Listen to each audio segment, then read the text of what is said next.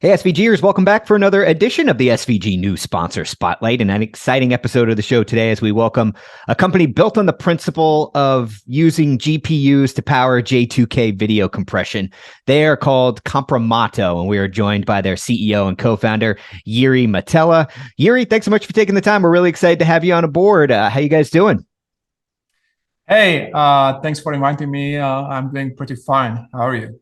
Good, good. Hey, so excited to have Comprimato as part of the SVG family. Take us inside what the company is all about.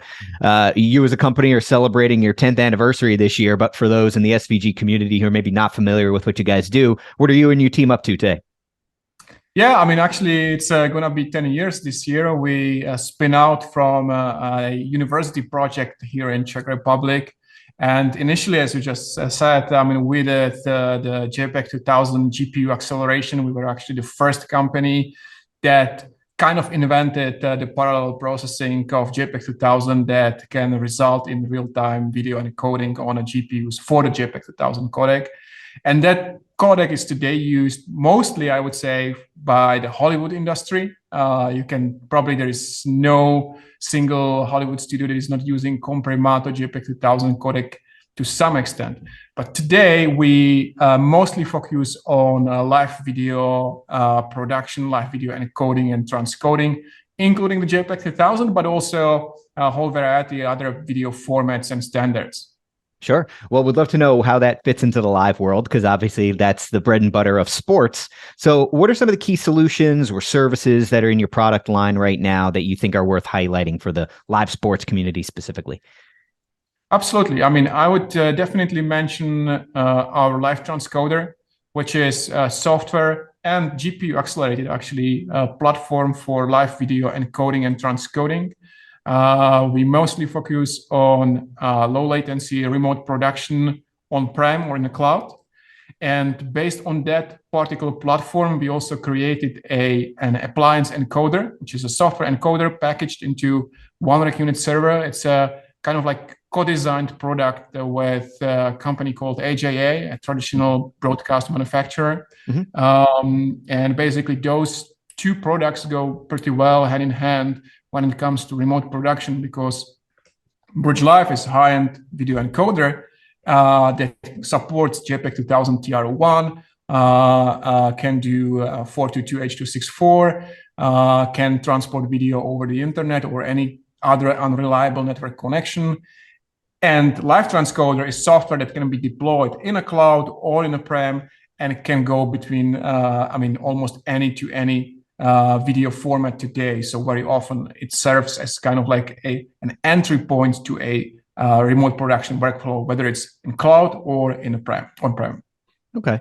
While I have you, we're sitting here in the beginning of 2023. It's a crowded encoder market. But I'm curious from your perspective, when you're kind of looking at the industry in general, and this doesn't have to be just specific to sports, but video processing, where we are as the industry is moving to more and more 4K and maybe even beyond.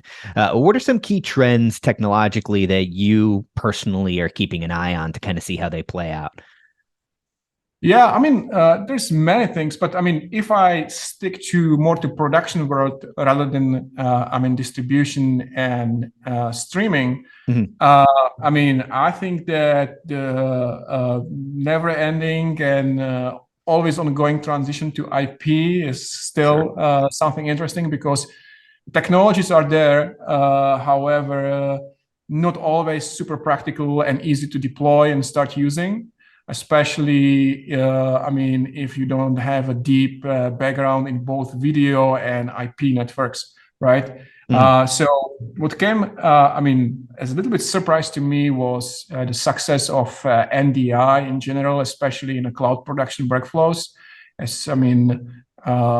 few years back, people thought like, yeah, maybe NDI is good, but maybe not really for broadcast grade production. But all of a sudden we see it all over the place, and people defaulting to NDI as their mezzanine format, especially in a cloud. But at the same time, I think that 2110 is advancing pretty rapidly. And I mean, it's been around for quite a long time, but still, I mean, I see that the products and deployments will be more and more available. I mean, supporting 2110 will be more and more available. And the last but not least, I am closely watching JPEG2000, which I guess everybody knows, as it becoming to, I mean, I don't want to say replace, but maybe a kind of like a contribution standard for low latency, high quality broadcast production. But at the same time, there is still a little bit in play this standard called high throughput JPEG2000, which is kind of like an upgrade to the original JPEG2000, which is royalty free compared to JPEG-XS, for example. And the results I saw in the last few months are super impressive, like encoding of 1080p 60 with 50% of one CPU core, or I mean latency. I mean, basically subframe latency, and everything done in software. I mean, the results, I mean, to me are pretty expensive because I know JPEG-2000 and its complexities pretty intimately.